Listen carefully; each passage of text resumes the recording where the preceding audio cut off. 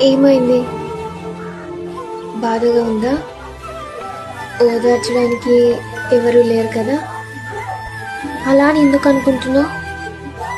నీతో నువ్వు లేవా? ఉమ్, దేవుడు మనకి రెండు చేతులు ఎందుకు ఇచ్చాడో తెలుసా? ఏ చేతికి దెబ్బ తగిలితే ఈ చేయి మందు రాస్తుంది కదా. ఒక కాలుకి దెబ్బ తగిలితే నడిచే ఎక్కువ భారం రెండో కాలు తీసుకుంటుంది. ఒక కంట్లో నలక పడితే రెండో కన్ను కూడా నీరు కారుస్తుంది కదా. మన శరీరంలోనే ఇన్ని పార్ట్స్ ఒకదానికొకటి సహాయం చేసుకుంటున్నాయి. నీ బాధ మర్చిపోవడానికి నీ మనసు నీకు సహాయం చేయలేదా?